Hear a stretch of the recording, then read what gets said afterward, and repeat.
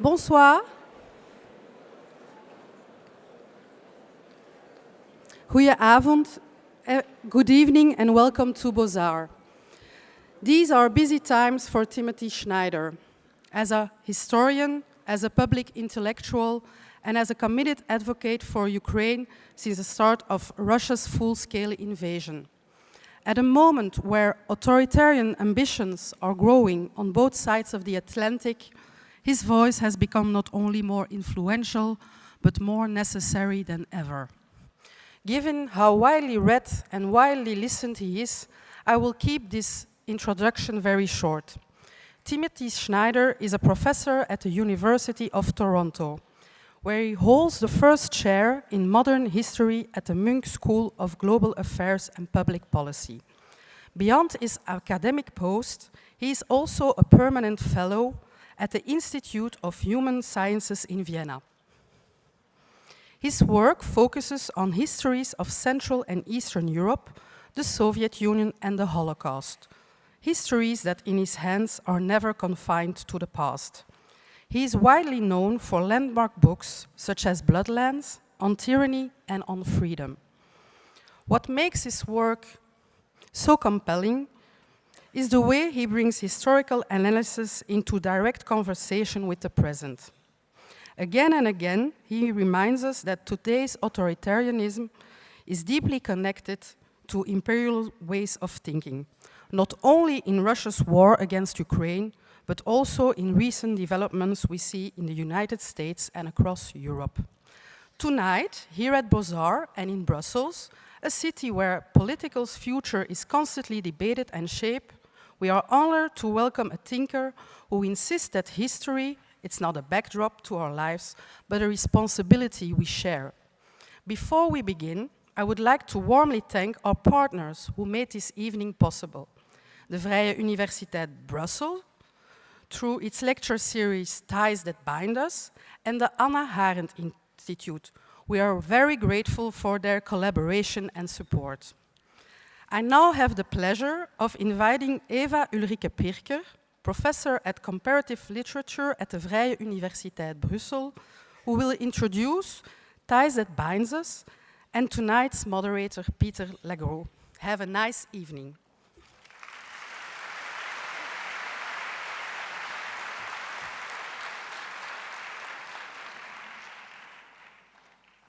Thank you very much, Evelyn Hank, Head of Words, Images, Performing Arts and Digital Projects at Bozar, our host and partner this evening. Bozar, a house for all the arts and creative thinking across borders, an ideal partner for 𝐕𝐈𝐻𝐸𝐸 Brussels and the Faculty of Humanities with its interdisciplinary culture. The Ties That Bind Us series, in the context of which our esteemed guest has been invited, is a series co-organized by the Faculty of Humanities research groups, CLIC, SHOCK, and VISU, the Center for Literary and Intermedial Crossings, and the two groups, Social History of Capitalism and History of Art, Architecture, and Visual Culture. The series was motivated by a deeply felt sense that there was a need to amplify discussions about complexity and the question of what connects us as humans across divides in a world dominated by borders, multi-crises, and catastrophic wars. A felt need to show that in this world of algorithmic knowledge, humans and an understanding of humans is not to be discarded. The series hosts writers, artists, curators, thinkers. We sometimes go to town, but we also invite the public to our campus. In times of the defunding of higher education, we are acutely aware of the responsibility we have in and to the public. And Timothy Snyder is certainly one of the most significant vocal advocates of the humanities. The VUB is a laboratory of exchange and collaboration. So I need to thank the VUB partners involved in this event, apart from the partners that were already mentioned. At VUB, we are joining forces with PACT, the Caroline Pauwels Academy of Critical Thinking, that has generously adopted us as part of their important program.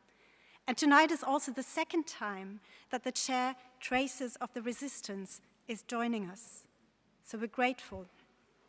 I'm very glad that this evening is also a moment of connecting with our older sister in Brussels, the Université Libre de Bruxelles.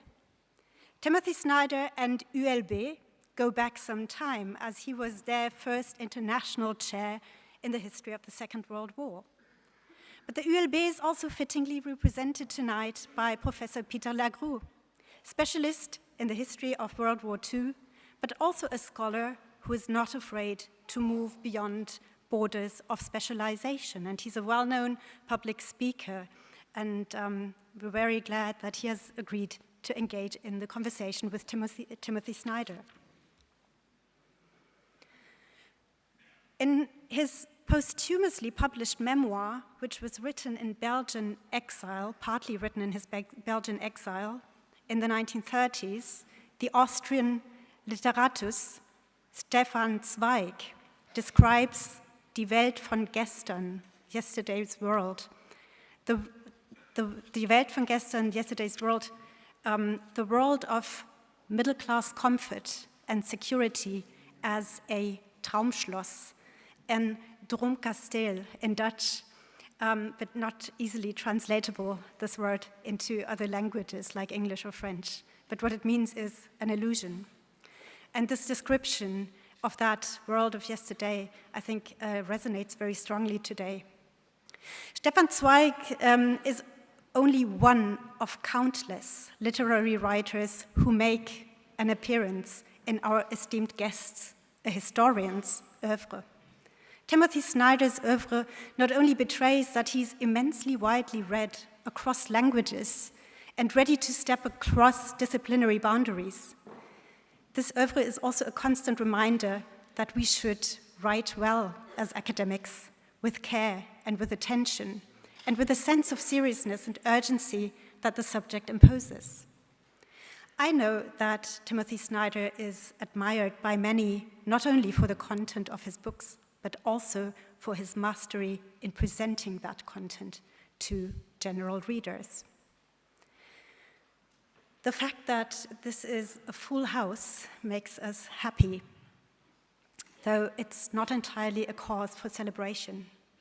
Rather, it is evidence that there is a desire among many to look beyond simplistic narratives of self-serving elites and strong men, the strong men of our days.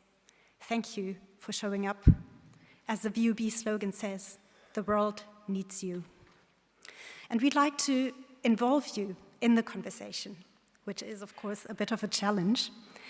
Luckily, Bozar has a system in place that will enable us to collect your questions via email at any moment during the talk. Please send them to questions@bozar.be. And with this, I hand over to Pieter Lagrou and Timothy Snyder and wish us all an inspiring evening.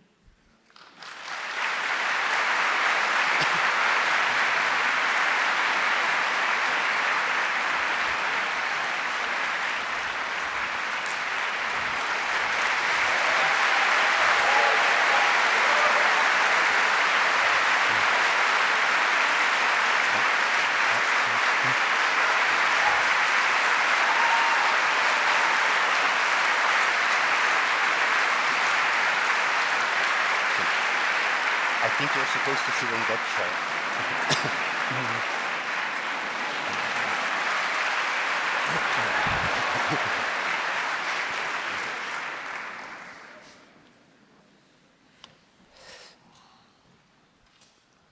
So Tim, you spent most of your career as a historian working on different forms of unfreedom. You did so in Reconstruction of Nations, very much so in Bloodlands, in Black Earth, in On Tyranny, The Road to Unfreedom, and now a book on freedom.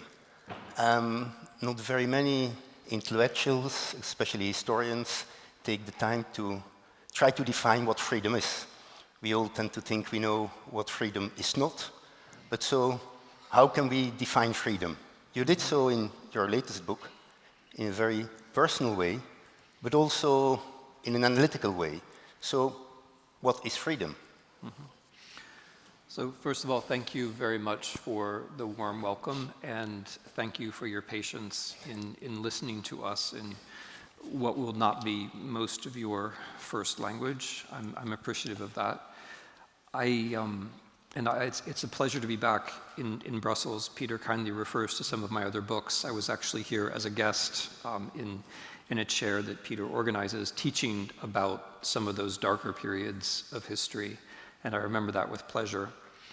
I think there is a direct connection between history and freedom, whether or not we're explicit about it at all. And it resides in this, that if you are a historian, you are always leaving a certain amount of room for the human element. So we don't imagine that all humans are the same. We don't imagine that all humans are predictable. We don't imagine that every human is going to behave in the same way in the same circumstances.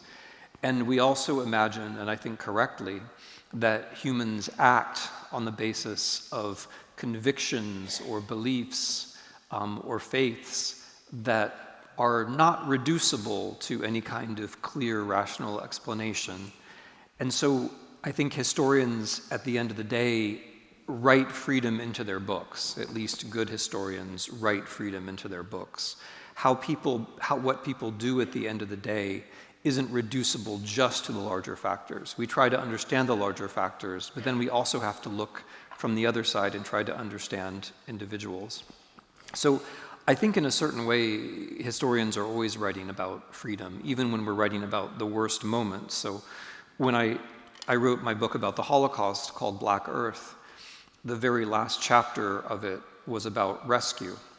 And rescue in the Holocaust is not ultimately something that you can predict. You can explain why most people did not rescue. And you can take a couple of steps in the direction of trying to explain why some people did. But past a certain point, you can't actually explain, you just have to listen. And so when I was writing that chapter, beyond a certain point, I just let the primary sources speak. And interestingly, in that case, it was the Jewish primary sources, because rescuers in the Holocaust almost never talk about what they did. People who brag about rescuing generally are lying. They're generally not rescuers. Rescuers generally don't talk about what they did. And so it takes the Jewish survivors' testimony to have some idea. And this is the point that I'm trying to make. You reach a level where the individual action is simply there, and you have to portray it, and you have to recognize that there's a zone that you can portray, but you can't finally explain. Anyway, so for me, history leads to freedom, and freedom is individuality, and individuality is unpredictability. So for an individual to be free, the individual has to be acting on the basis of moral convictions. If I'm acting just because I'm hungry or frightened, then I am very predictable. And so the people who want to oppress us will try to make us predictable in one way or another, with hunger, with fear, or with machines. In order to become an unpredictable person, though, I need help. And this is the apparent paradox of the whole thing. It's lovely to imagine that each of us is an unpredictable creature, and hopefully we are. But in order to become those unpredictable creatures, we needed other humans to help us not be predictable, parents and friends and educational institutions. And so in order to create individuals, you need collective work. And the collective work has to also be generational work, because every time a baby is born, the individual baby can't create the conditions in which that baby will grow up to be free. That political work has to already be done before each baby is born. So the work to create free individuals is collective, but it's also generational. It takes place over time. So freedom is this marvel of being an unpredictable individual, but it's also this political effort to create the conditions in which we can be unpredictable individuals. Okay. Thank you. See, that one person clapped and then the rest of you clapped. Right? So what if that one person hadn't clapped? Okay. So this book is a personal reflection on freedom, nurtured by history, but it's also a comment on the present we are living. You wrote the book in 2022 and 2023. It came out in 2024. In the last edition, I think there is an afterword of March 25. But many things maybe didn't change, but continue to happen since March 25. When you wrote the book, the re-election of Donald Trump was kind of a worst-case scenario. Much of what has happened since January 25th is probably worse than the worst-case scenario we would have imagined. Just looking at the events of this week, ICE deporting people, lethal incidents, massive violence in the streets, the kidnapping of the president of Venezuela, and now just, I think, yesterday, European nations sending troops to Greenland to prepare for a possible US invasion. The present seems surreal in many ways.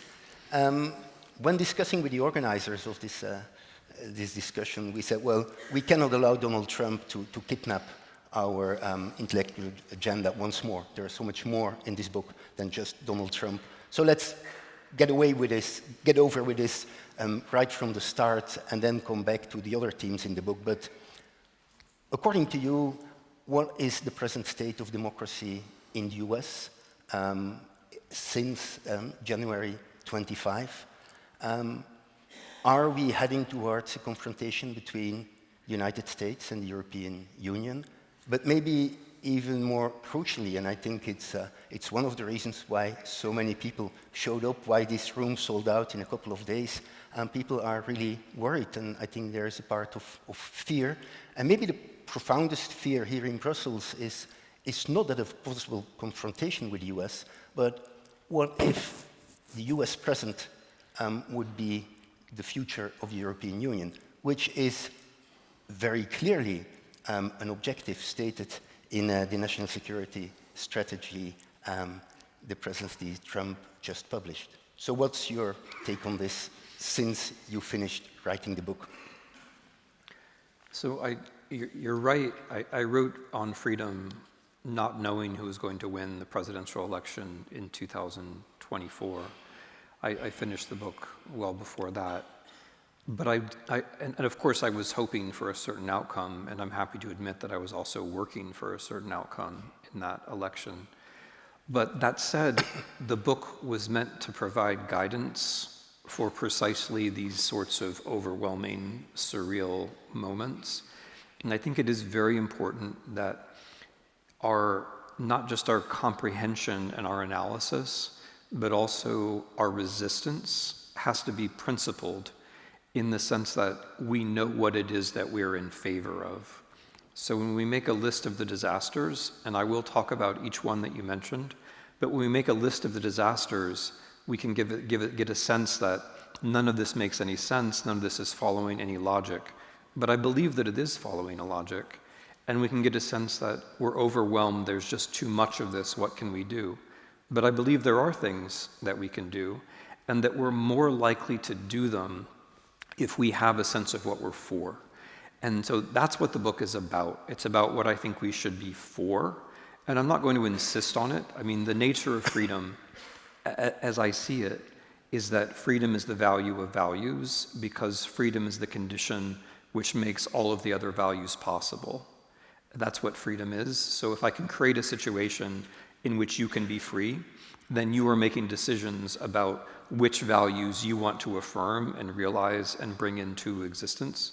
And the nature of freedom is that it allows for the inherent pluralism of all of this, because values conflict. It's not just that each of you has a different set of values, it's that your own values internally conflict. None of you is actually internally consistent about morals. It's impossible to be, right? So it was very important for me to be punctual for this. That was good. It was good that I was here on time. The organizers were very happy. It's also very important to be spontaneous. Like, what if I'd had great ideas and I needed to write them down? I have to sacrifice one or the other. It's very good to be honest with your friends. It's also very good to be loyal to your friends. And when you say, hey, you look great today, you know, you're doing one or the other, but you're not doing both. And that's the nature of moral life. And when you're free, that means that you are aware of these decisions. You're making these decisions yourself. You're creating your own combination of morals, which is new. And so freedom is, I'm saying all this because I'm stressing that freedom, correctly understood, is positive. It's about affirming things. It's about creating your own combination. It's about leaving your own ethical trace in the world. And that has a political implication too, which is that if that is right, if freedom is the value of values, then the purpose of politics is to create the conditions in which we can be free, which isn't, as the Americans usually say, just the government leaving you alone. It's the government creating conditions in which we can grow up to become free people, which is a very different set of claims. Now, I'm saying all this because it bears directly on how we understand these events that you're mentioning. I think we have to understand them as being of a whole, as having some kind of consistency. So the dominant American idea of freedom is negative, and it's wrong. The dominant American idea of freedom is that freedom is just about government leaving you alone. It's just about there not being any barriers, there not being anything in your way. And that seems plausible at first glance. Barriers are bad, government can be oppressive. But the reason why the barriers are bad is because there's a human being who's being held back by the barriers. So the question isn't just getting the barriers away. The question is creating the conditions in which the human being can flourish. And the lack of barriers is good, but it's only the beginning.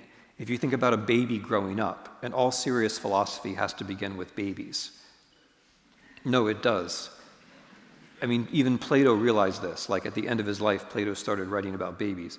He did. Midwives, babies, it all started to come out at the end. But if you're not talking about the beginning of life, you're not talking about life. If you're not talking about the beginning of life, you're not seriously talking about freedom. If you're imagining that you're already free, then you've forgotten all the important questions about how it is that you could possibly become free. The American idea of freedom is negative. The American idea of freedom says, get the government out of the way. And of course that means get the health care out of the way. Let the roads fall apart.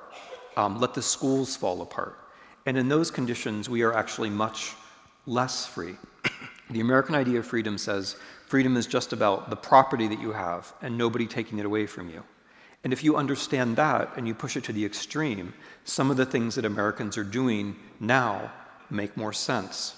The action in Venezuela was, what was it a liberation of? Not the Venezuelan people. It was a liberation of imaginary American oil companies. Not even real oil companies, because they're not going to go there, but it was a liberation of imaginary oil companies. How does Trump think about Greenland? He thinks about Greenland as private property, right? Because in Greenland, we as a state, as the United States, we already have everything. We can do whatever we want in Greenland. We've been there since 1951. We already have a military base there.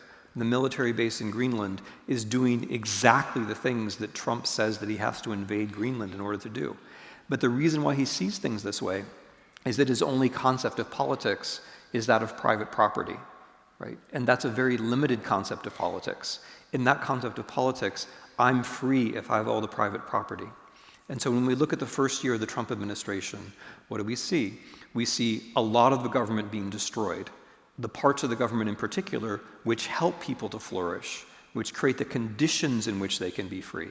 And the rationale for the destruction of much of our government was precisely the wrong idea of freedom, a negative idea of freedom, getting rid of this bureaucracy, right? Firing the civil servants. That was presented to us, that was advertised to us as freedom, although in fact it's directly the opposite, because when you get those civil servants out of the way and you make the government weak, you just create more space for the oligarchs, which in fact is what has happened.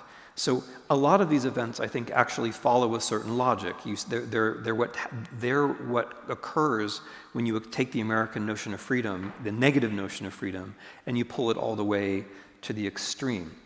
Even the murder of Renee Good, what Renee Good and her partner were doing were speaking their minds. They were saying the things that they wanted to say, and in that sense, they were trying to be free people. Why is it that ICE was in Minneapolis? Why is ICE in Minnesota? Because Minneapolis and Minnesota have functioning welfare states. Because Minneapolis and Minnesota are parts of the United States that work. They're parts of the United States where people actually are able to live more or less free lives. That is why ICE is there, to try to prove that that doesn't work, to try to destroy it, to try to create an image of chaos where things in fact had been functioning before. So I'm not saying that this idea of freedom explains everything, but I am saying that ideas matter a lot. And if you recognize the wrong ideas, you can sometimes make some order out of the chaos that you see around you. But also, if you affirm, I think, the right ideas, it gives you a notion of how things can be better and a reason for action. And so is what is happening now in the US somehow prefiguring what Europe should be afraid of. You describe in your book, you analyze why American democracy is in such a bad shape. The absence of a welfare state, the presence of a penal universe, a prison universe, voter suppression, campaign funding, many things. But the stated objective of the American foreign policy now is to export Trumpism to Europe very explicitly by building alliances with political formations that share the same kind of ideas. Do you think, knowing the European continent very well, that European democracy is robust enough to stave off these threats, or is it a real and present danger that this strategy will work? Yeah, as you know, I don't think any democracy defends itself. I think democracies have to be defended, and in order to defend a democracy, you have to have your own notion of how it works. Because a democracy is not something that exists outside you. A democracy only exists inside you, and it only exists inside you if you're acting on the basis of the democracy that you want to see. So the threat that the Americans pose to the European Union is not just declarative, it's based upon a different understanding of political order. And in that different understanding of political order, oligarchs have total power. And oligarchs pursue total power partly by way of technology, which is designed to make your brains fascist. And that is now American nervous laughter. That is now, as you say, American foreign policy, as we quite openly declare. And but it has a connection to understanding freedom, again, because when the Americans say you have to, the European Union has to undo its social media law, right? Its internet regulations. When the Americans, especially the vice president, when they say you have to allow our companies in, the ideological argument that they always deploy is free speech. And unless you've thought about this, that could seem like a persuasive argument. I mean, why not? Why create barriers? And the answer is that free speech isn't about allowing a few rich people to totally control the information space and allow them to be the only ones whose free speech can be violated because they're the only ones who can speak. It's about creating conditions in which everyone can speak. And creating those conditions requires conscious work. It requires education. It requires probably subsidizing journalism. But it requires treating speech as something positive, something that people need help for, rather than just something that can be held back. And it follows from this also that we remember that the whole purpose of freedom of speech is to speak truth to power. That's the whole tradition. From Euripides forwards, free speech is about speaking truth to power. And so when the people who have all the power already are talking about free speech, that's a reason to be suspicious rather than a reason to be supportive, right? And so free speech is not about those in power setting the tone of the conversation for everybody else. It's about creating the conditions in which the least powerful person can be heard. And that's not Twitter, right? That's not the environment of American social media companies. It's something completely different. And so in order to resist these various American ploys, maneuvers, there has to be will, there has to be politics, but I think there also has to be a certain kind of conceptual understanding of why the ideas are wrong, why the ideas are dangerous, why they're propagandistic. So I worry about the European Union, and I understand that it's difficult for Europeans to imagine that the Americans are as bad as you always said they were. Mm-hmm. Mm-hmm.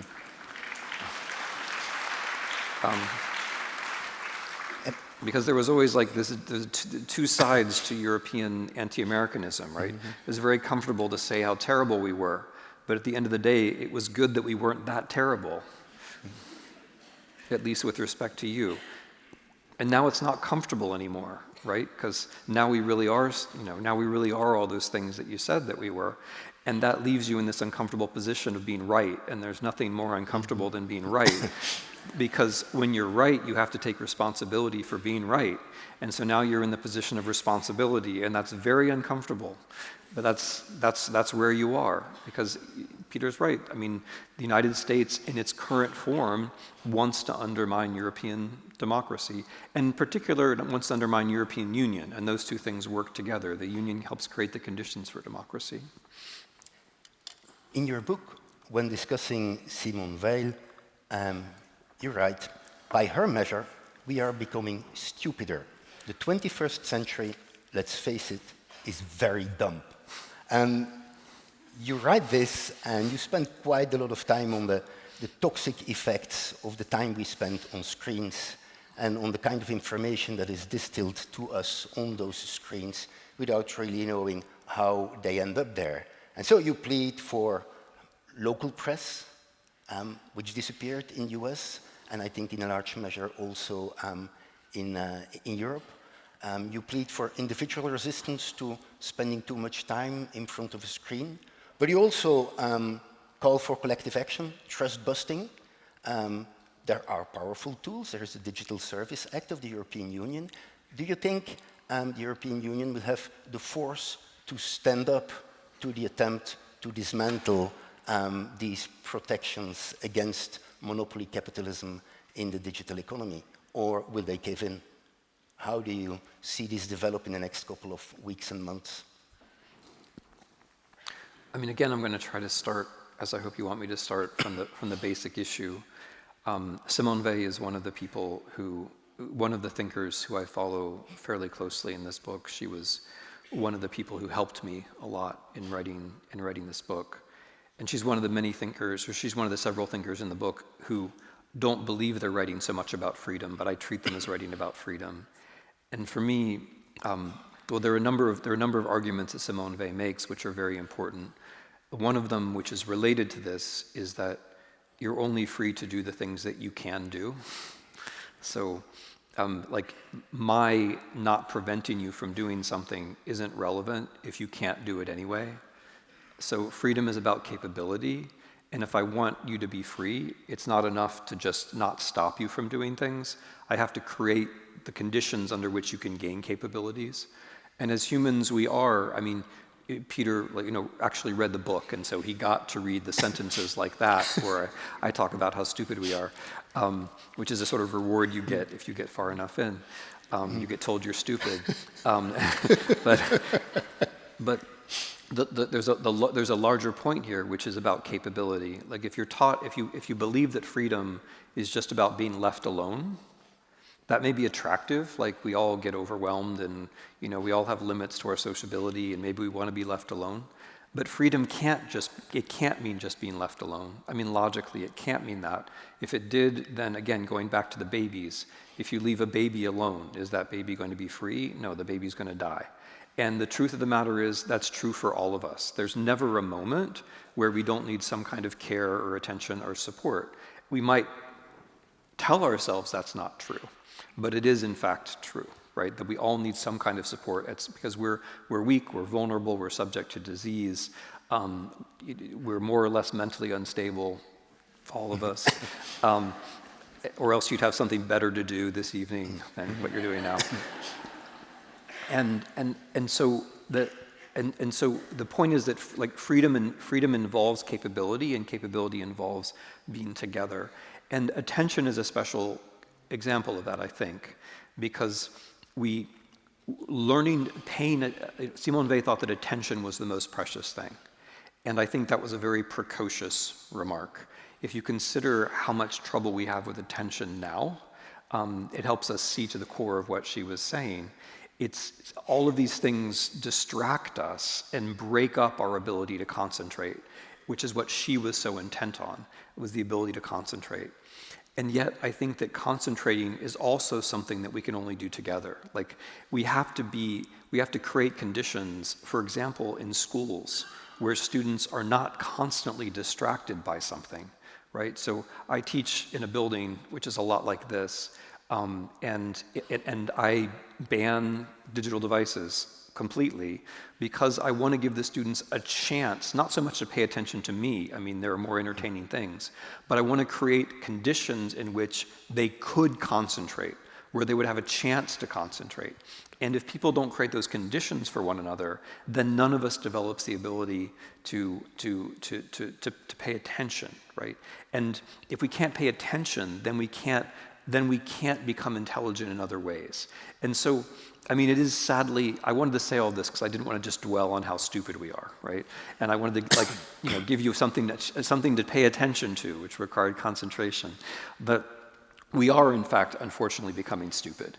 And I mean, by whatever measure, and I realize that IQ tests are flawed and I understand their critiques, but by any measure that you choose, we are becoming stupider.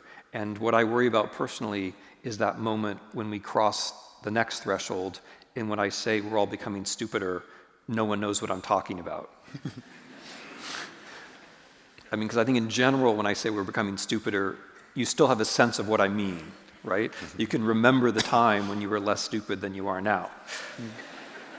But a few more years of this, and you're going to be like, no, Professor Snyder, I'm a genius, and I always was, So it all in a way, like it all goes to the larger argument that we are like we're both very fragile and we're very capable. But to become capable, we have to be aware of the conditions we have to create around ourselves to become capable. And so, I mean, I don't mean to talk around your question. It's just that the European Digital Services Act is very important and should be stronger and should definitely not be abandoned. I mean, God forbid, it should not be. But for things like that, for institutional and legal acts like that to stand, there also has to be a popular awareness of what the stakes are. And that popular awareness at some point has to be connected to big ideas like freedom and, dare I say it, capability, intelligence, things that we ought to be caring about, education. I mean, I do, like, as an American who lives in Europe a lot of the time, I experience this strange time warp where I come to Europe and everything is, in the digital world, everything is 5 or 10 years behind. And all the Europeans are saying, this means we have to jump ahead 5 or 10 years. And I think, no, that's not what it means. Look where we are. You don't want to be where we are. Go sideways, go backwards, go off in some other direction. But don't keep imitating the Americans. Like, stop and pause and consider all the things that are being lost. How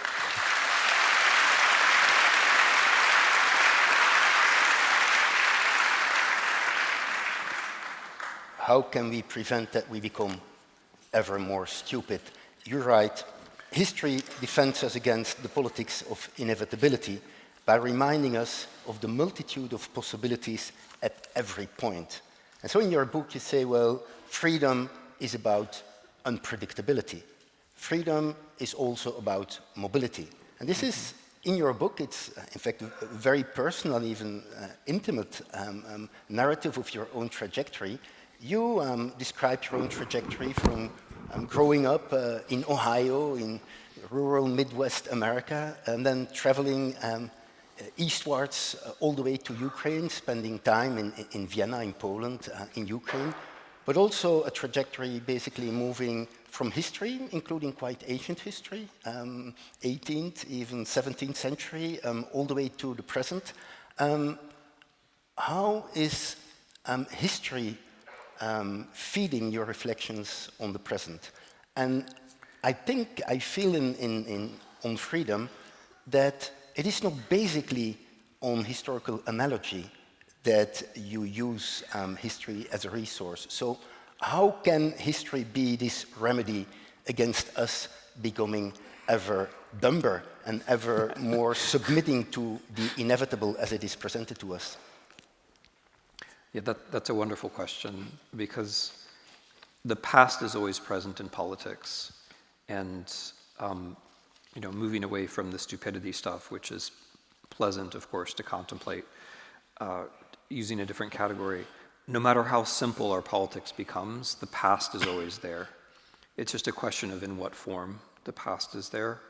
So one answer to your question is we need history because it helps us defend ourselves against the myths that are used to rule us.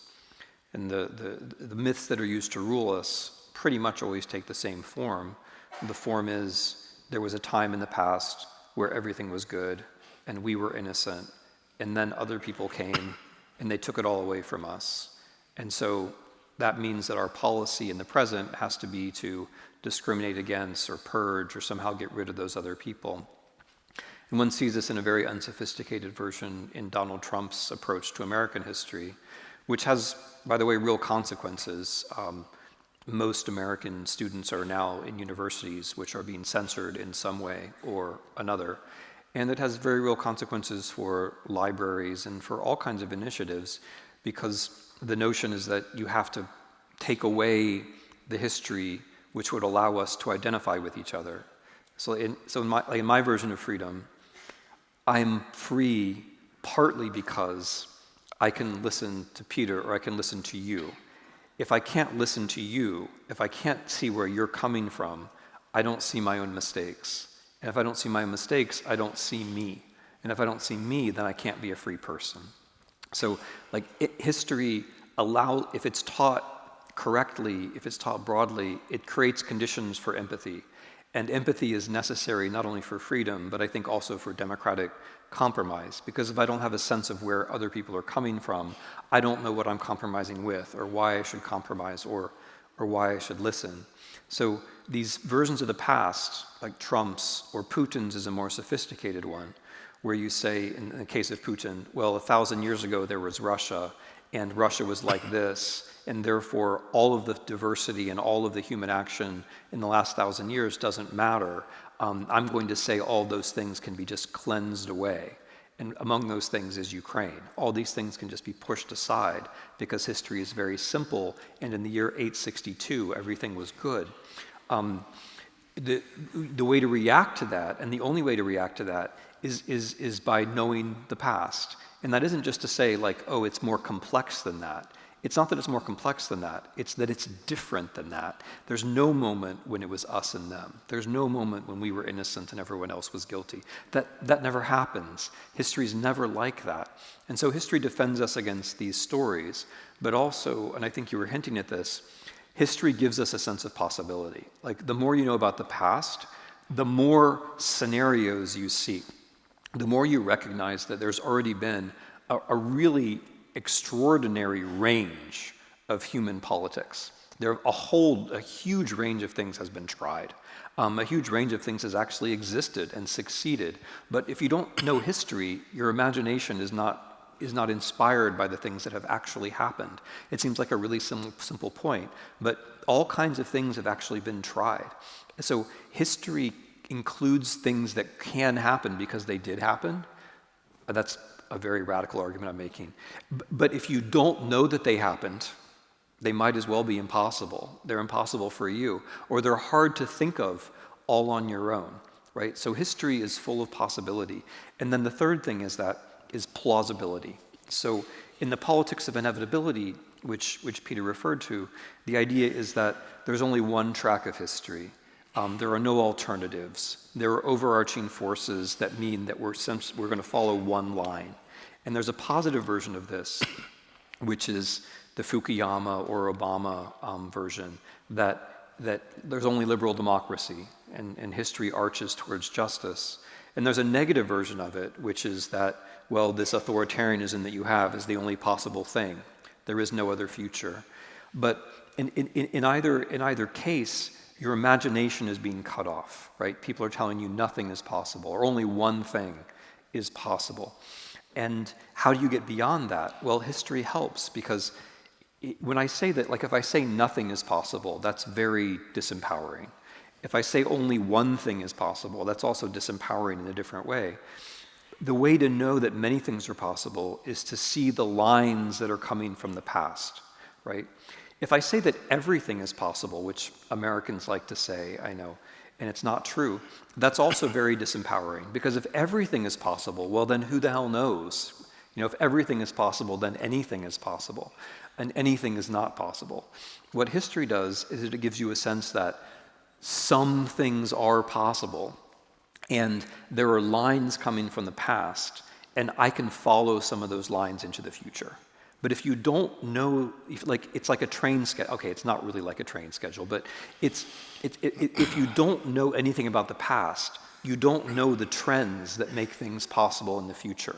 So if you cut yourself off from the past and you say, well, only the present matters, then you're cutting yourself off from the future, because you don't see the developments that are actually leading in the direction of the future. You don't see some things that are in fact possible. So those are all ways that I think history empowers us. One basic idea we all have of the way history works has traditionally been an idea of diffusion and percolation, basically from the West to the rest. The real evolution takes place in Western Europe, increasingly in the 20th century, in the United States, and then it seeps down and slowly reaches the periphery. Part of what you do in this book and in all your work is traveling from the Midwest to the European Far East, is studying Eastern Europe as a source of inspiration, and maybe even turning things upside down. And if it was Russia, Putin's Russia, was dictating the march of politics in the US today, and if a fragile democracy as Ukraine today was showing the path towards resistance and the path forward. So there is also some Copernican revolution in what you present here, and that this is not just the way it works. Inspiration can be found, especially in Eastern Europe, as an extraordinary laboratory for political thought, political organization. So maybe you want to comment on this revolution of thought, thinking, well, things do not simply flow one way, but in different ways. Mm-hmm. Yeah, I hadn't thought about that. That's a very interesting point. I mean, in the narrow sense, if you were to ask, has the United States influenced Russia more, or has Russia influenced the United States more in the last 5, 10, or even 15 years? I think the answer is clearly that Russia has influenced the United States more. And that alone is, I think, significant. I think Russia is very helpful because Russia shows the logical extreme of certain developments. Like it shows that, for example, the extreme of oligarchy, that you have a few oligarchs and then at a certain moment you only have one oligarch who really matters. And that's an extreme situation where you have one person who controls personally several $100 billion and also controls the apparatus of the state.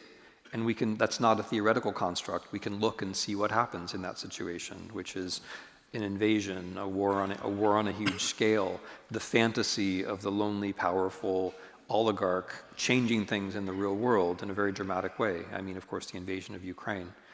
And the United States isn't there yet, but we do have our oligarchs too.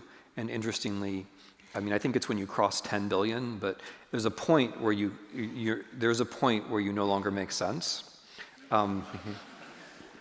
There is. I mean, it's you know, there's you cross a certain level of wealth, and if you don't start giving it away, you start thinking about like alternative futures, like going to Mars and and living forever. And I put invading Ukraine in that category, actually. Like, it's the idea that Ukraine doesn't exist is in the same basket for me as I'm going to live on Mars, right? Neither of them is true.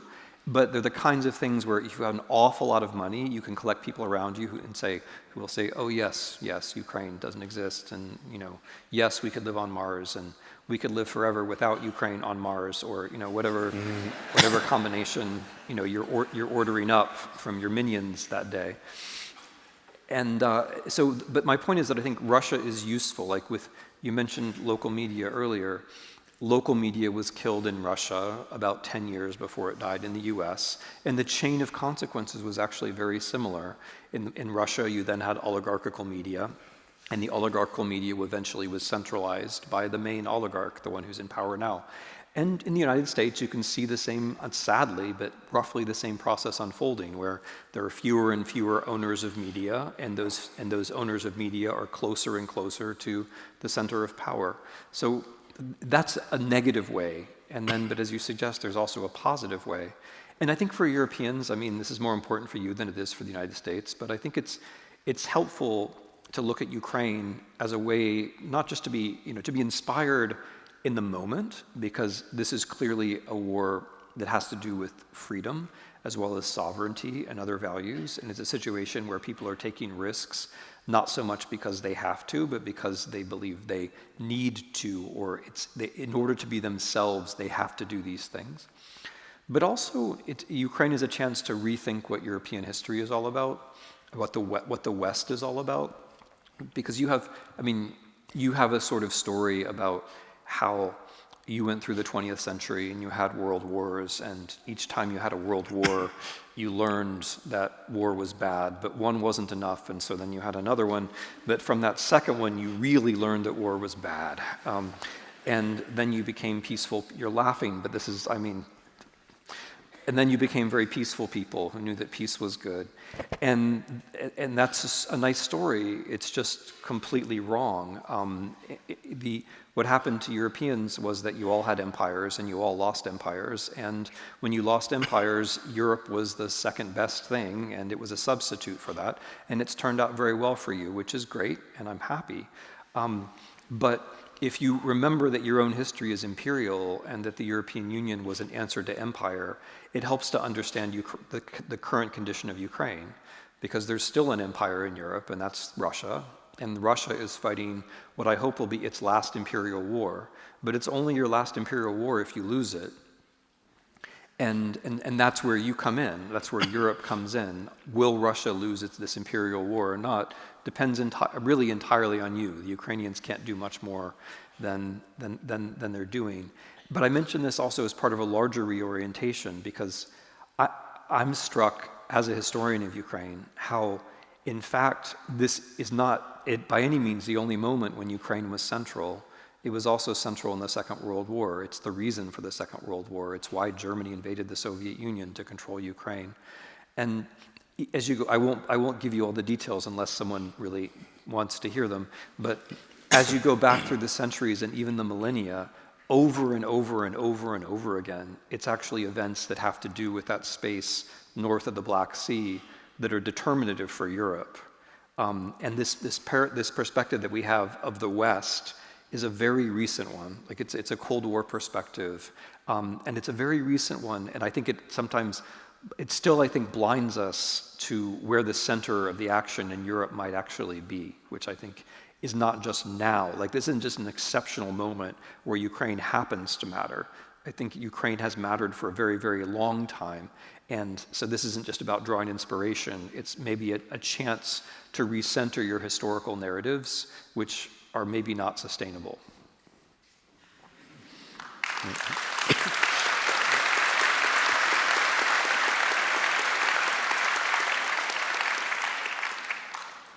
Growing up in Europe at the end of the last century, we were all taught that Europe somehow bungled its way through democracy, revolutions, wars, changing constitutions as often as we change shirts.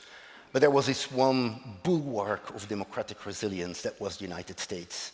The same constitution is still there, checks and balances. And then at the very top of democratic resilience and of American prestige were the American universities. Unsurpassable bulwarks of freedom of thought. And then came January 25, and it was all gone. What happened to these bulwarks, untenable fortresses of freedom that we thought American universities were? How do you explain their extreme frailty and their very absence of resistance in the wake of the onslaught of the Trump administration? Yeah, that's a sad question, and maybe you can come back to me a couple more times about it, because I want to say, I mean, I have to begin a little bit from the premise, which is the impregnable American institutions in general. The American, you know, the age of our Constitution is a liability as well as a benefit. I mean, we have a founding document, and we value and enshrine and sometimes seem to worship that founding document, but it's a founding document from the 18th century, which embraces the classical, you know, a kind of Greco-Roman notion of citizenship in which some people are citizens and others are not, and we struggle with that legacy all of the time. I mean, that it's been amended and corrected and changed, but there's a very strong tradition in American political life according to which not everyone is a citizen, in particular with respect to African Americans. And a lot of the problems in our political life come down to the slavery which was allowed in our Constitution and which was practiced for almost a full century after that Constitution, and the systematic inequalities with respect to race in particular, which remained entrenched in American life all the way through. And those things were not necessarily so visible to post-war Europeans, and it's understandable that for many Europeans after 1945 we would be seen as a model. But the things that are, you know, the things that our critics said about us, especially with respect to race, were largely true. Now, with the universities in particular, there's a kind of issue of were they, you know, did they go too far? Did they not go far enough? And in my view, I mean, people have different answers to this, but I think in general they didn't go far enough. Like I think we weren't radical enough when we had the chance. I think we didn't teach things as radically as we should have when we had the chance. I don't think our problem was that we needed to like hire people who were bad historians so they could teach stuff that wasn't true. I think our problem was that, if anything, our problem was that we weren't radical enough. We didn't go far enough, fast enough, and that's part of why we are where we are. That's just a minor critical note, because there's another position which says the American universities were too woke and they brought this on themselves and they deserved it. And I just want to make clear that that's not how I experienced it. I didn't experience American universities as being particularly radical in the best of times, and they're not particularly radical now. As to what happened to them, it's wrapped up in something that we'll probably talk about later, which is Gaza and Israel. The specific scenario that undid American universities as a progressive force was the government censorship and the self-censorship around the issue of Gaza, where students protested the Israeli destruction of Gaza, and those protests led to a series of events in which the universities were then labeled as anti-Semitic. And as anti-Semitic, quote-unquote, anti-Semitic institutions, they were pressured by the government. And this led to the situation in which students were not allowed to protest, which is a bad situation, right? So in general, students protest, and then 50 years later, you decide they're right. And in this case, students protested, and like a few weeks later, everyone thought they were right. But by the time that the students protested, like by the time everyone, I mean, but okay, and I'm joking in a way, but American public opinion on Gaza is now exactly where students were in November 2023, let's say. clear majority of Americans and American Jews take a position which is quite similar to the position that student protesters were taking, for which they were called anti-Semites and banned from campus. And where I'm going from this is that all of those bans on public assembly on American campuses are still in place. To my knowledge, not a single one has been lifted. I mean, maybe I'll be corrected, maybe you'll know of examples, but to my knowledge, all of those bans on public assembly are still in place. Think about that. So we've brought students in now for 2 years to universities where the basic principle is you can't assemble, you can't protest, you have no right to free speech. And that is the beginning of what goes wrong, because actually we count on young people. Like it's a feature of our systems that we count on students to protest, and then we say, you're wrong, and then we say, oh yeah, actually, you were right. Try to think of a counterexample, by the way, right? It's generally the things that students are protesting for are eventually acknowledged as being correct. But what if they can't protest in the first place? And that's where we are now in the United States. I mean, there's a reason why students aren't protesting, which is that they're not allowed to do so. And so that makes the act of protest itself become much more radical. The threshold for doing so is much higher. And so do young people like the Trump administration / regime? No, they don't. The polling numbers are very clear, but they're not doing the things that we might hope that they would do because there's already been this prior plan, which was realized to knock the universities out of the political process. As far as the administration of universities, I mean, I want to be careful here because I think running a university is a very difficult thing. I think being a university president is one of the most thankless jobs you can possibly have. And it's certainly even less enjoyable when you have people who are calling you an anti-Semite or threatening to take all of your money away, which is what the Trump administration is doing. It's not that it's easy. That said, I do wish that our universities had cooperated with one another more quickly, that they had helped each other set lines about things that they weren't going to do. And I wish that they would just move more slowly and make the government come to them rather than obeying in advance. And I mean, in particular, elite universities, such as like Columbia, for example, they shouldn't have conceded right away. Like that sets a terrible example, and it empowers the federal government, and it sends a terrible message to students as well. So it's a sad story, right? Because if you'll permit me a moment of American pride, like there has never been anything like the American university system. I mean, never in the history of the world has there been a structure of higher education that even vaguely compares to the American university system of, say, 3 years ago. And now we're slowly watching it crash. And it's partly self-organized. It's partly a failure of solidarity and self-organization. Of course, it's mostly a result of a very weird presidential administration which wants it to crash. But some of the problems are self-created. Now, I anticipated your advice. I read the book in the paper version. I skipped the screen. But then, having finished it, said, I will download the PDF, and I'm going to text search to be sure I didn't miss something. Am I really sure that the word Gaza, the word Palestine, the word Israel doesn't appear a single time? It doesn't. So that is a very deliberate choice. Is this a strategical choice, or is this a fundamental choice? There's a lot in the book on post-colonial, post-imperial. There's a lot on racism.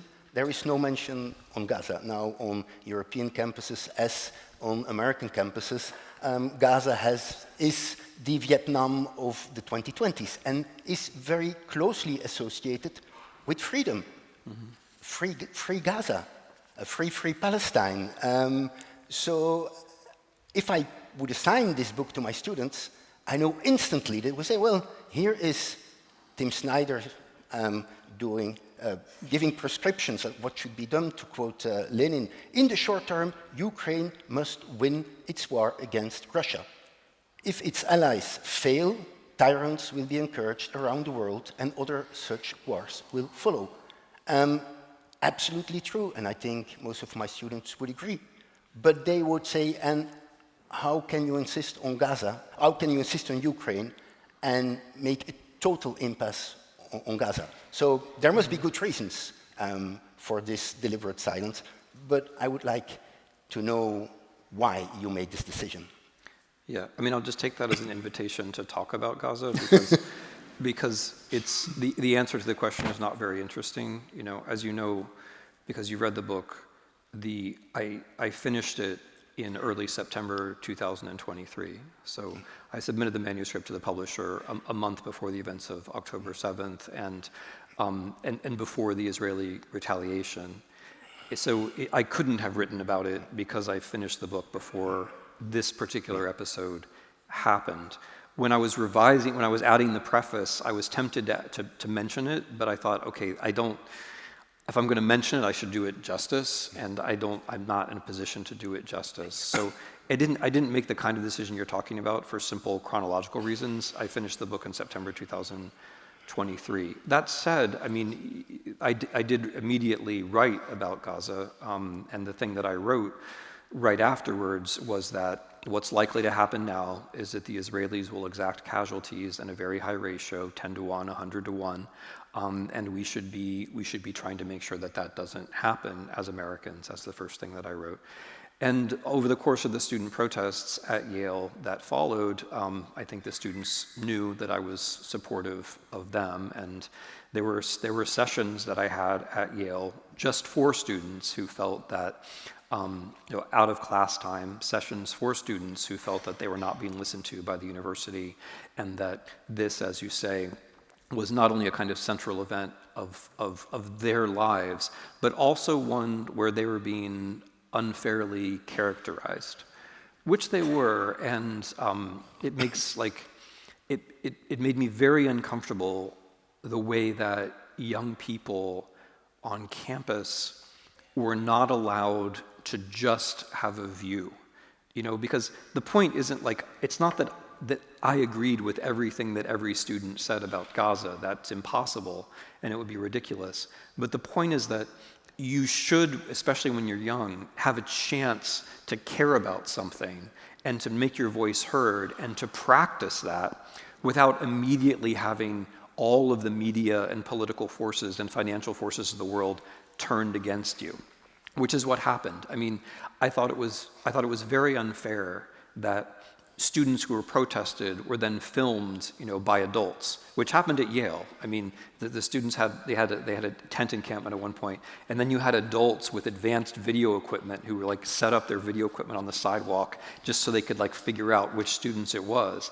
And then later, threats about how you're not going to get a job. We've made a list of who you are, and all of that made me very sad. And and as I say, I've already said what I think about this, the students were basically right in the first place. And the fact that we put all of our effort into, so much of our effort into into trying to put a taboo around what they were saying, only made things much worse. So I'm happy to talk more about Gaza, but that's what I thought about it at the time. So in The Origins of Totalitarianism, Hannah Arendt writes, the greatest danger does not come from the committed Nazis and communists, but from people who stop thinking and judging from themselves. And I think inevitably we are in a period of resistance. And how can we resist the events that are ongoing in the US, but probably also in Europe? And I was struck by the very strong influence in your book, and you say on yourself, on your biography, of you reading and meeting with Havel, Petočka, Michnik, Kolakowski, with dissidents in Czechoslovakia, in Poland in the 1970s and 1980s. You really sense that they are a very strong source of inspiration for you. Do you think they can also be a source of inspiration for the times we are living? Is this the kind of dissidence that could inspire us? I mean, before I answer that, I should say that different people are going to draw inspiration from different sources, and it's the more fundamental truth, I think, is the generational one. So one of the things I worry about in our politics is the generational divides. That, I mean, maybe this is not as bad in Europe as it is in the United States, but in the United States we have all kinds of cleavages which are visible, and then there's a cleavage which is less visible, but which is very important, and that's generational. And it's treated often as just a source of jokes, right? One generation has its own memes about the other generations. But in fact, the history of resistance shows that multi-generational connections are very, very important. That, you know, that young people are very important, necessary, but their connections with people of older generations are also very important. And when that gets cut off because there's too much scorn in one direction or the other or both, it's very hard to have effective resistance. And that is something that we're seeing a little bit play out in the United States now, and it's something that people have started to become conscious of, that you have to work to overcome these like half invisible divides among generations. And so I'm just trying to make the general point that even if it's not my people, right, like even if it's not Arendt or Simone Weil or Patočka or Michnik or Kolkovsky, it kind of does have to be some people, right? It's like if you're of a certain age and you're not in contact with younger people, that's not just a personal, but it's a political problem, and vice versa. Like if you're young and the way that you're resisting is not based on some kind of connection with some kind of model who maybe you rebel against in some way, but at least you're connected to, that's also a political problem. And so I just wanted to name that first, because I think it's very significant. Like one of the ways the digital world works is that it cuts people off from other generations. We're targeted not just according to our politics and our race or our gender or whatever, we're also targeted according to our age.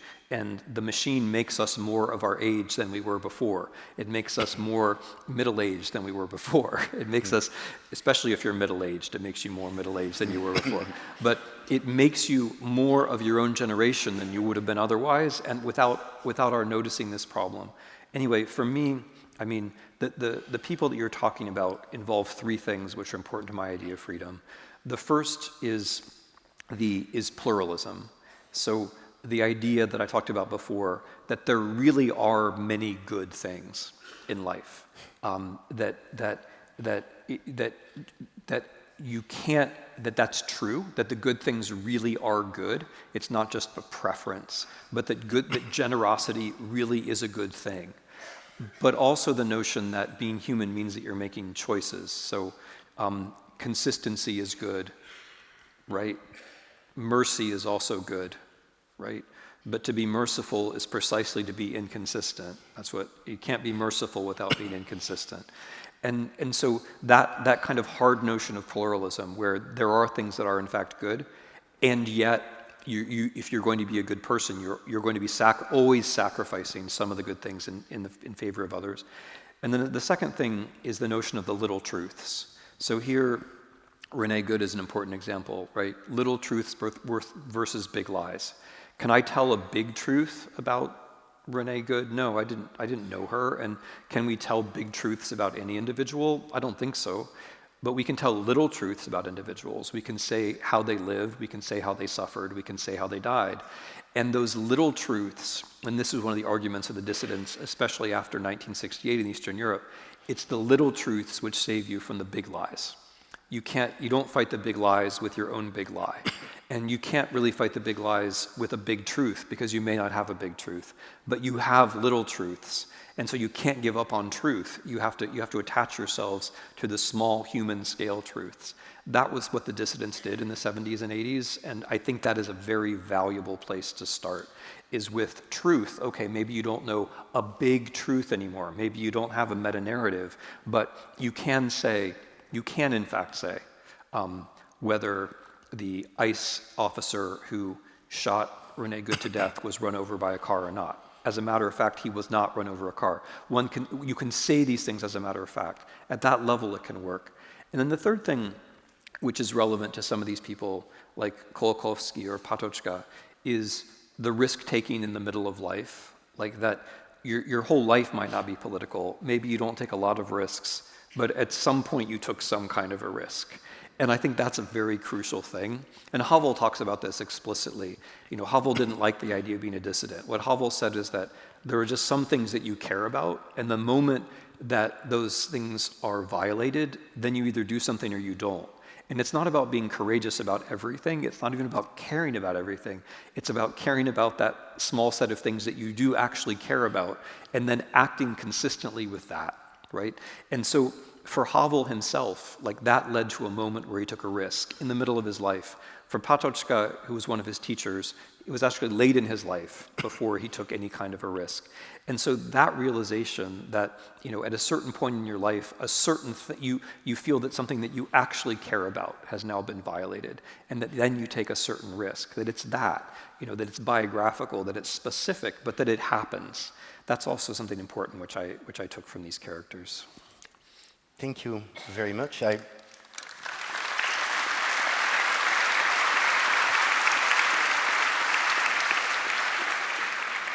I'm afraid I now have to report on some members of the audience. You instructed them to leave their screens. This is a physical encounter, but some did not respect what you asked for them. They have been using their phones to ask questions, and now is the time to convey these questions to you. And there are, of course, many more questions than I can submit to Tim, but I will try to do my best, and I thank the moderation for the job they've done. So one question is, you've written extensively on nationalism. How should the European Union approach nationalism? Is a nationalist European Union possible, or is it a contradiction in terms? Can post-national forms of political organization in Europe be imagined instead?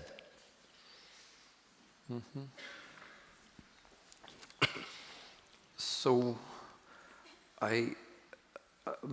yeah, I mean, the thing about the nation. So I don't doubt the reality of nations. I as a historian, I try to be specific about where they come from and what their origins are. But I think it's foolish to doubt the social reality of nations. I mean, you can doubt. It's like doubting the social reality of, you know, loyalty to soccer clubs. Like, you may not identify with it yourself, but it would be foolish to deny that some people really do care about Manchester United or whatever. Like, the nation, and I don't mean to trivialize the nation, it's just an example of, I'm just trying to say to those of you for whom it's not that important, that it's an undeniable and very important sociological reality. The problem with the nation is that, or one problem, is that it doesn't actually correspond to the thing that it's meant to correspond to, which is the state. The story of the nation is that the trajectory is we didn't used to exist, then we figured out who we were, and then we struggled to get a nation. It's the struggle to get a state, and now we have a state. And then now that we have a state, the whole story is over. But the story never ends, right? The nationalist story about history is just as wrong as the Marxist or the liberal version. Any version in which history ends is going to be wrong. So you get the state, but then history goes on, and there are minorities, there are other states, there's a larger world, and the fact that you have a nation state somehow doesn't end anything. And that's the lesson of 1918, right? Where suddenly there were a whole bunch of states in Europe which were more or less nation states: Estonia, Latvia, Lithuania, Czechoslovakia, Poland, Austria. And 20 years on, none of them existed anymore. They were all gone. They'd all been destroyed in one way or another. And that shows you that, like, that's a dramatic example, but there is no end of history which comes with a nation state. So the nation can exist without the nation state being its natural end point. And the European Union is a positive example of this, where state sovereignty is strengthened not so much because the state is the fulfillment of the nation, but because states are working together. And the result is that there's actually more sovereignty here than there would be if you were all individual nation states, which is why, by the way, some Americans and lots of Russians want to break up the European Union. It's not because they support European nations. I mean, that's absurd, right? The idea that anyone in the Kremlin or anyone in the White House cares about a European nation, you know, that, come on, it's ridiculous. They see European nationalist movements as a way of weakening European states. And they're right. They're correct. And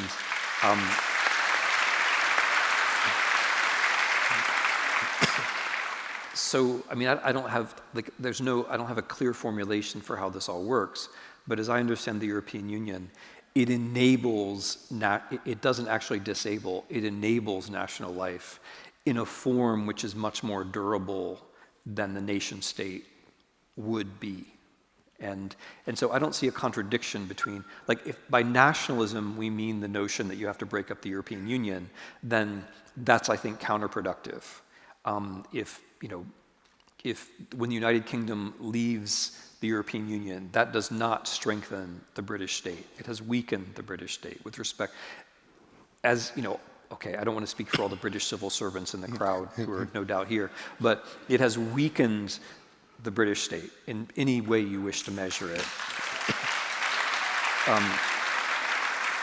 And it hasn't made, I mean, it hasn't made English or British identity any, I'm sorry, but it hasn't made it any richer or more interesting than it was before.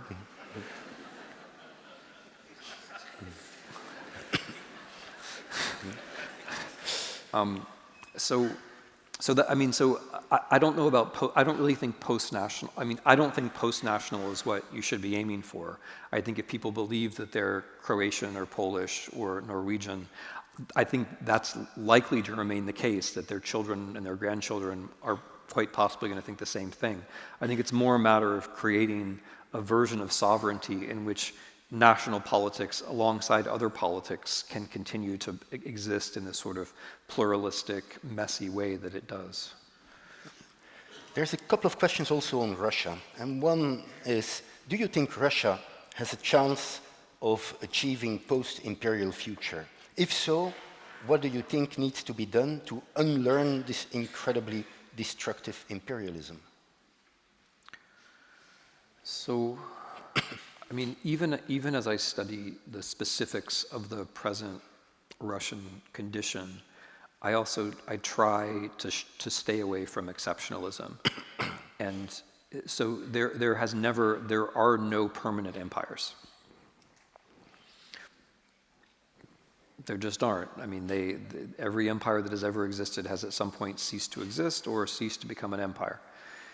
And the same will be true of Russia. Russia will cease to exist or it will cease to become an empire at some point, right? So there are some extreme Ukrainian positions which say that, like, Russia will always be an empire. It's going to be an empire for some time, I grant it, and the imperial is the form of politics that Russia has now, and it's the form of politics that it wants to export, by the way, because going back to what I said before, if Russia's an empire and you're a bunch of small nation states, then Russia wins, and that is their explicit foreign policy doctrine, which they publish every year. It's not a big secret, that's what they say.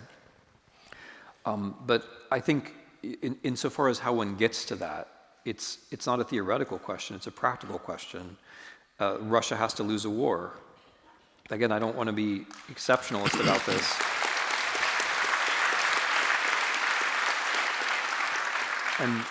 And this is one of the reasons why I try to stress in front of European audiences, and especially here in Brussels, what the actual history of the European Union is. It really matters that you all lost your last imperial war. That really matters. That's crucial. If Germany didn't lose its last imperial war, we would be in a very different continent. And that, I mean, Germany 1945 is the most dramatic example, but if the Dutch win in Indonesia in 1948, or if the French win in Southeast Asia in the 1960s, the European project doesn't happen, or it's much far behind where it is right now. Losing wars is an essential part of history. I mean, the Americans have the superpower that they don't notice they've lost wars, but that even that won't go on forever. No, I mean, name what was the last big war that we won? And it's been a while.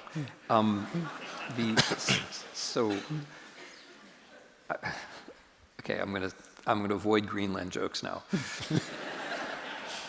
So, I mean, practically, what we know from history is that an empire has to lose a war. And so the way, like, even if you don't care about Europe or Ukraine, if all you cared about was Russia, then you would want Russia to lose this war, I think. And that is what Russian liberals say. I mean, to me privately, or sometimes they're courageous enough to say it in public. But the only way for Russia to not be imperial anymore is for it to lose this war. This is a major war. If they win it, they're going to be imperial for, I mean, I'm sorry to say it, and I'm sorry to sound like such a prophet, but for all of your lifetimes. If they win it, if they absorb Ukraine, then all of this imperial rhetoric that they've been issuing is going to be confirmed, and they're going to use the power that they get from absorbing Ukraine to do the next things, which will involve you much more directly than the war in Ukraine does. So Russia has to lose a war. Like, that's the first step. And that's the only thing that we have any influence on. After that, it's up to the Russians.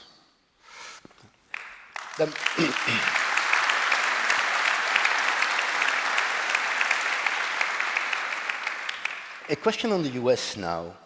Assuming a Democrat gets elected in 2028, what actions would you need to see from the American political system to believe it was making a genuine turn away from Trumpism, such as was not made after the 2020 election? Okay.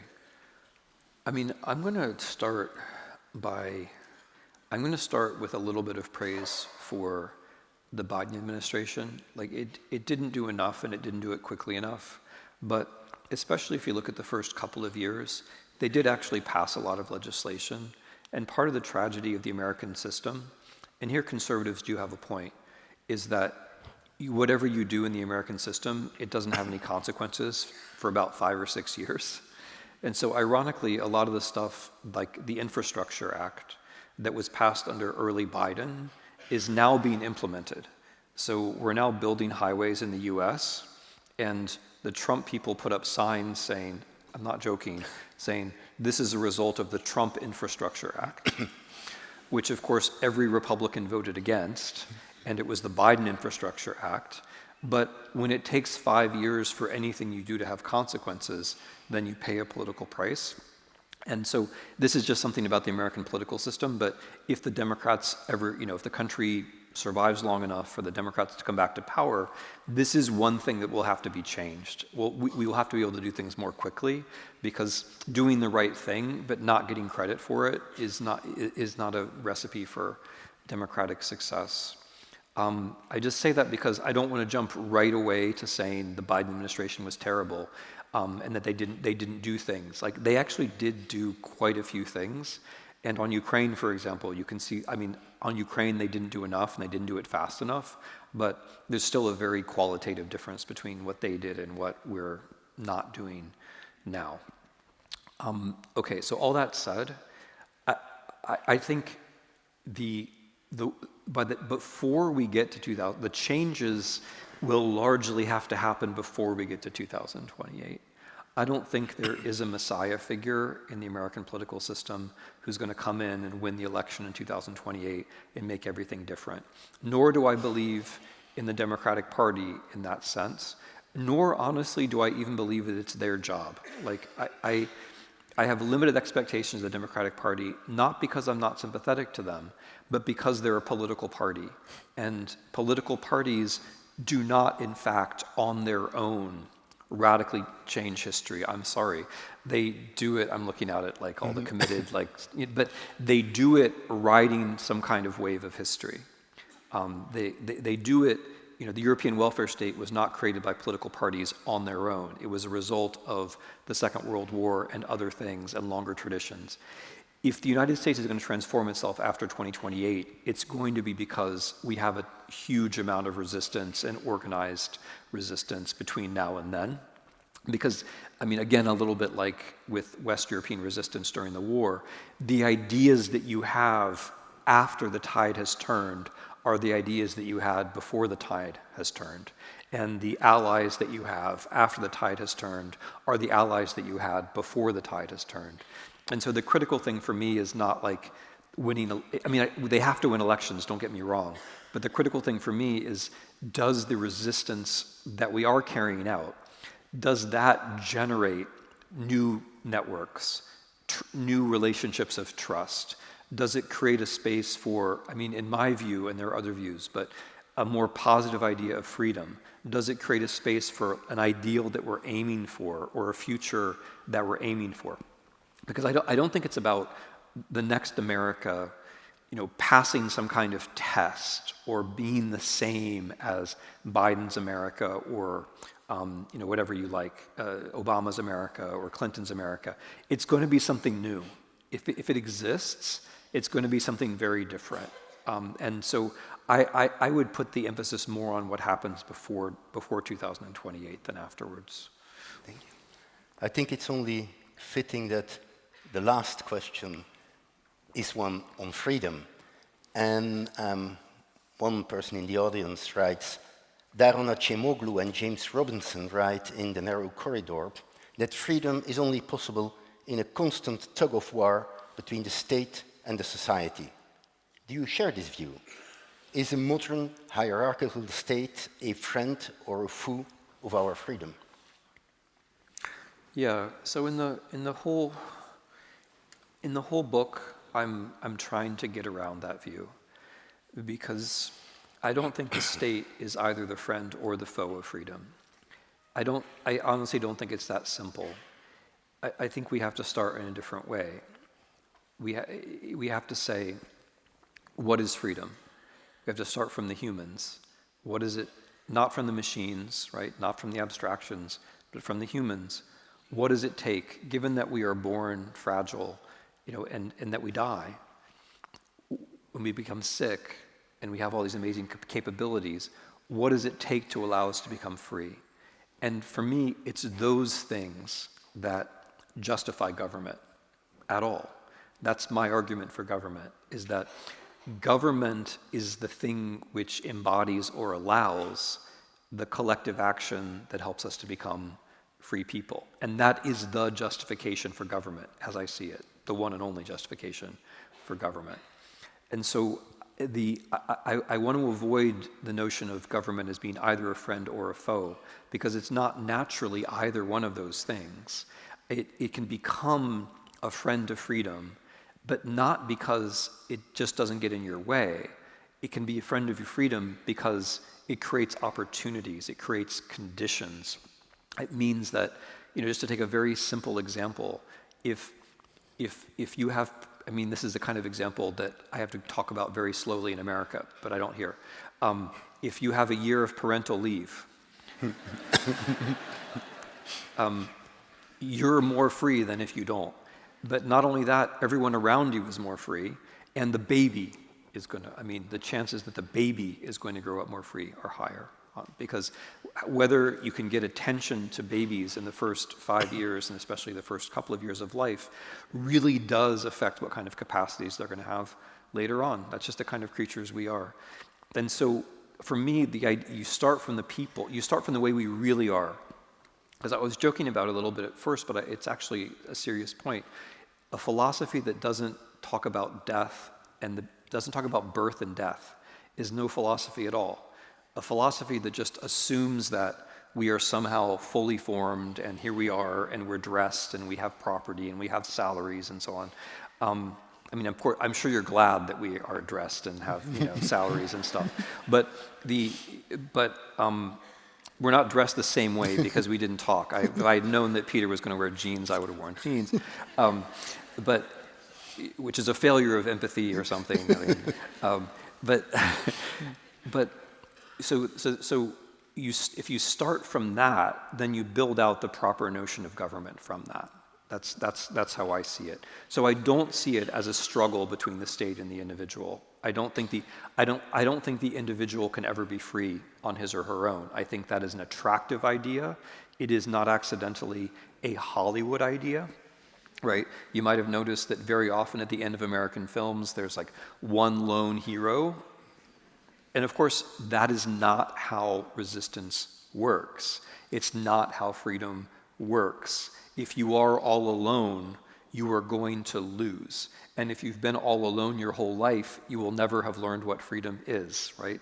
So the politics of liberation has to be a kind of a collective endeavor. So it's not the state versus the individual, and it's not the individual versus the state.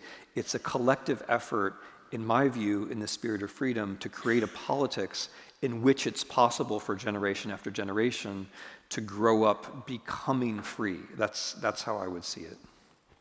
Thank you.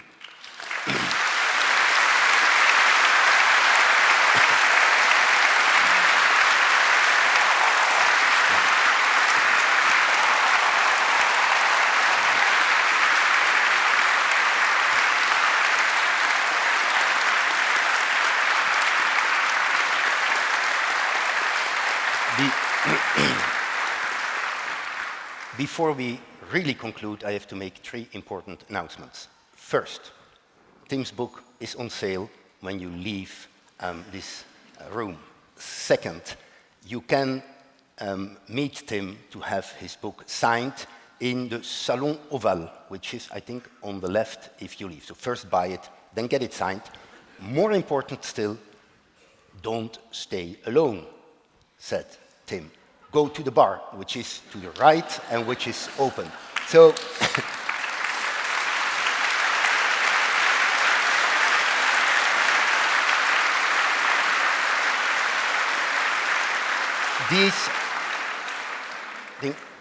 we all agree that these are dark times, and we all desperately need some flickerings of hope.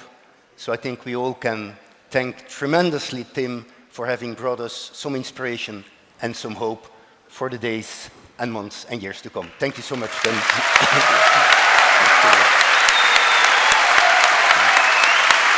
you. Thanks. Okay. Right. Yes. Okay. Yes. Thank you. Thank you very much. Thank you. Thank you. Thanks. Thank you very much.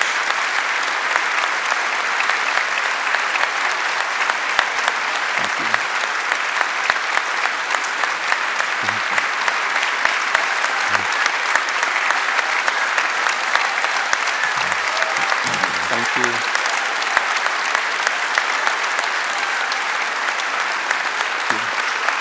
Thank you.